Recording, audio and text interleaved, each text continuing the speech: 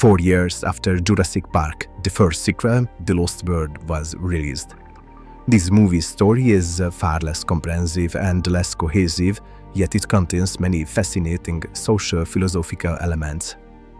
Jurassic Park fundamentally refers to a traditional family idea that dominated for centuries. Thus, it's built essentially on 20th century concepts, increasingly relegated to the past, along with the power structures that generated this model. But what about the 21st century? Is it possible to make the earlier rigid model more flexible and natural, more in keeping with the modern times? The Lost World is thus actually the antithesis of the first movie. Now the fundamental themes shift to the following. Change is unstoppable, breaking into our daily lives, into our very existence, precisely because it's more natural than the earlier power structures forced upon people. And as a derivative of those structures, the more formal, traditional family model. Denying its right to exist is therefore unnatural, while accepting it is key to progress. The new model is equivalent to the traditional model, so it should be irrelevant to others which one a person chooses. How does this change appear to others? How might they try to exploit it, or what attacks might it face? Let's watch the movie differently and pay attention to the feelings conveyed by the opening scene. Are these scenes calming or unsettling? Do they have a natural or unnatural atmosphere?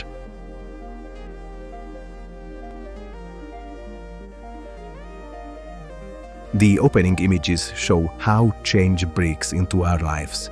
Traditionalism is presented as a British aristocratic family. The yacht tries to maintain balance in strong, almost stormy winds.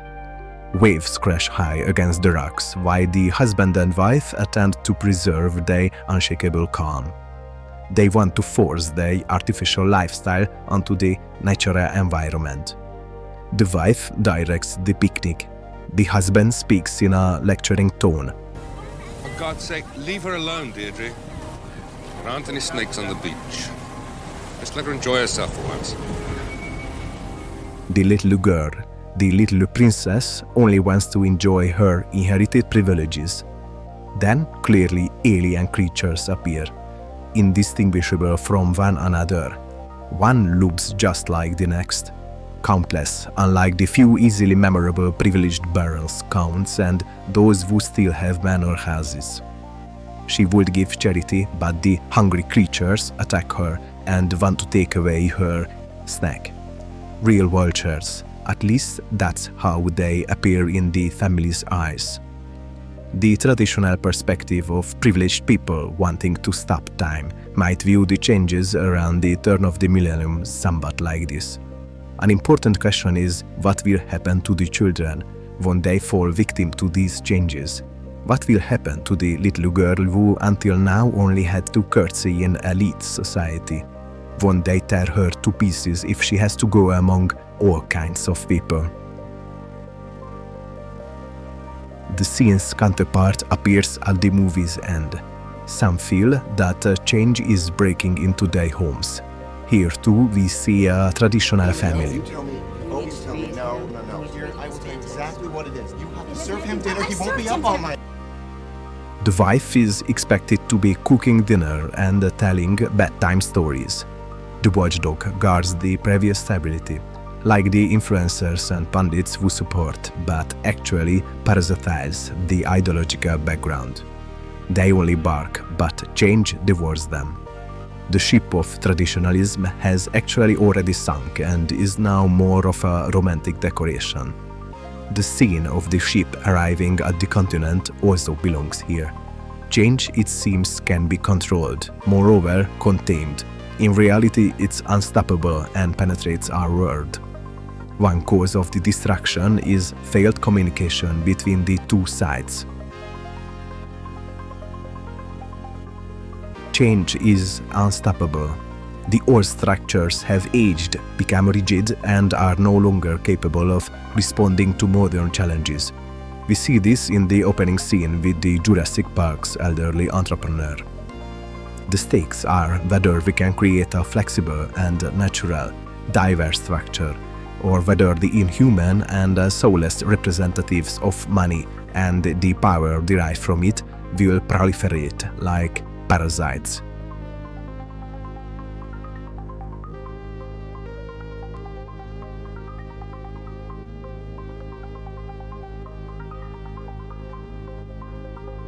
The question then is whether a structure obtained by making the traditional family model more flexible can provide the same stability. One of the movie's main characters is A.M. Malcolm, the chaos researcher we know from Jurassic Park. His daughter is with him. It's a perfect choice that we don't know whether she is his biological or adopted daughter. Do you see any family resemblance here? Yet there is a wonderful father-daughter relationship between them. They share similar openness and inspire each other. Beautiful and brilliant and powerful and funny and generous, the queen, the goddess, my inspiration. Another main character is the chaos researcher's spouse, Sarah, who studies dinosaur behavior. They're in a long-distance relationship. They rarely meet. They primarily live for their work. Unlike the first part, in this movie the dinosaurs primarily represent naturalness and freedom, thus freedom of choice. I'm trying to change 100 years of entrenched dogma. Dinosaurs were characterized very early on as vicious lizards. The first observation is that even among carnivores, family can still provide stability. Robert Burke said that the T-Rex was a rogue who would abandon its young at the earliest opportunity. I know I can prove otherwise. They are the hunters. Here, individuals less tied to a single place, with greater freedom than close cohabitation requires. For example, also devoted to their work. Sarah found evidence for this stability. The dinosaur couple protects their offspring. At the movie's end, the male even goes through the wall. With the traditional model, we more or less know how it works. With a relationship having a greater degree of freedom, however, there can be the feeling of being at the edge of an abyss, about to fall in and be annihilated. Here, no tricks or techniques can help. According to this scene, it is not the existence of home as a fixed place that determines whether we can consider people whose lives are intertwined as family. The fixed point is the feeling of belonging together that can provide true stability and security.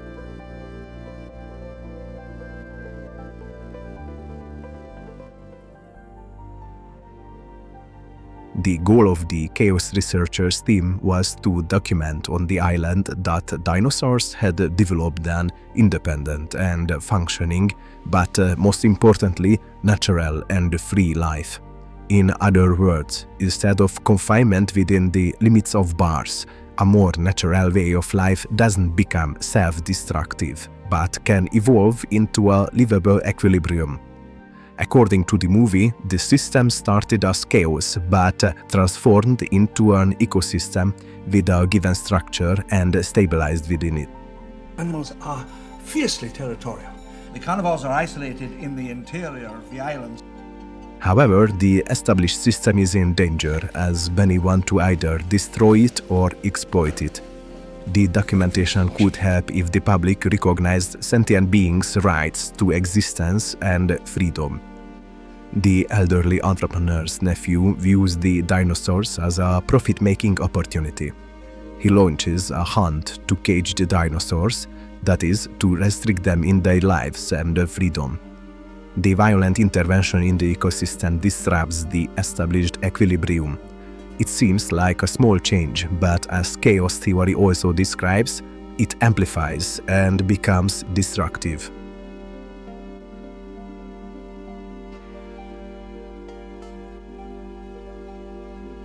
According to the movie, this system emerging from chaos can be regulated by the laws of nature to become a livable, developing and flourishing system.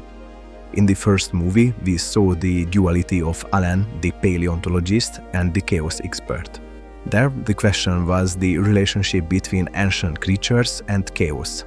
In this movie, the duality appears between the chaos expert and the photographer, who is both an expert in and agent of nature.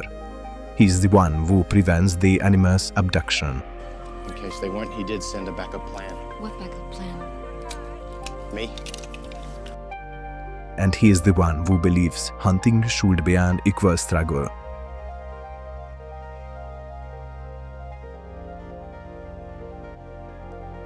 In stories, it often happens that a character not only becomes archetypal, but becomes the embodiment of an active spiritual quality with agency. In earlier times, for example in Homer's era, these qualities beyond human scale were considered gods, who appeared in the actions of suitable people and sought to improve or worsen human affairs. Non hai più la forza e il coraggio di quando combattevi per Elena sotto le mura di Troia. E non è Mentore quello che gli parla così adirato, ma Atena che ha preso il suo aspetto. In the movie, the photographer appears in precisely such a role. It's worth observing his character. Thank you. Oh my God! You out of your mind? He's got a broken leg. Let's get in the car before they hear us. If nature had a deity and if, based on the pattern known since antiquity, it were able to actively represent its spiritual quality through the appropriate person, this is exactly how it would behave. It is no coincidence that even the raptors don't threaten the photographer and that he is able to lead the family to safety.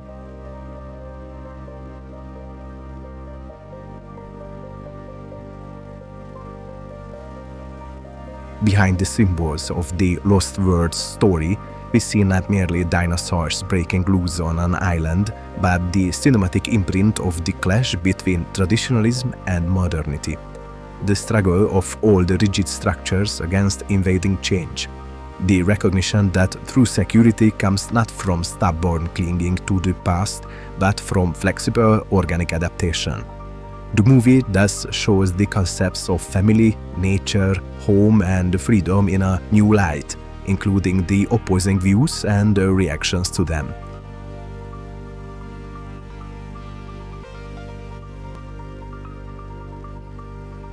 The next part attempts to provide a brief glimpse into the world of systems theory, chaos theory and cybernetics, fields concerned with the possibility of control.